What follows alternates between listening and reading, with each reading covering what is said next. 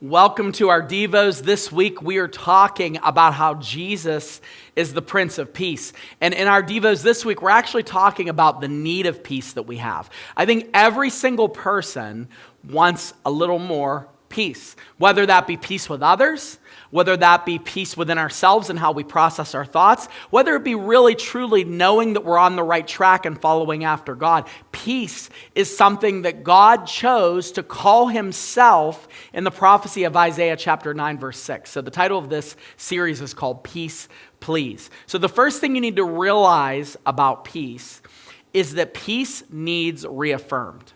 The moment you trust in Jesus Christ, you have peace with God. That's there.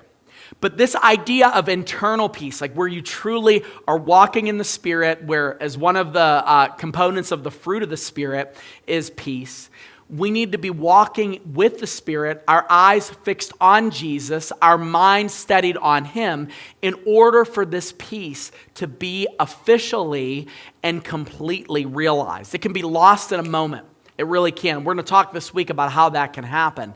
But right now, you need to realize that when we are seeking to live a life that is marked with the peace of God, it has to be reaffirmed. Take a look at Isaiah chapter 26, verse 3. This is a promise. You keep him in perfect peace. Now, it doesn't say everyone who's with God. No, it says whose mind is stayed on you because he what? Trusts you. This is an active process, an active reaffirmation of trusting in him. And a lot of times we overcomplicate this. You're like, well, does that mean that I have peace in God if I get to know more about him and understand all the deep, deep doctrines? The more you know about God, the more you're going to realize you don't know about him. The more you get to learn about him, the more you're going to realize that he's shrouded in mystery and he's only revealed to us things that he's chosen himself to reveal. So what do we do in order to get that peace? Well, it comes in really fixating on him, focusing on his presence. As we talked about last week, focusing on him as Father and not as dictator or religious overruler or as king that occasionally checks in with us. He wants that intimate knowledge. He wants that intimate connection with us where our knowledge of him causes us to run towards him.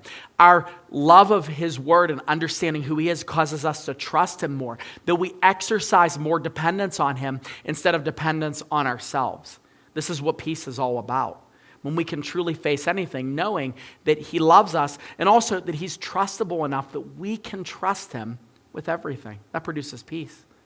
It changes your whole life when you know that the one who's in charge of all things is going to work it out. So, reaffirm that peace by continuing to place yourself in the path of trusting him and walking with him.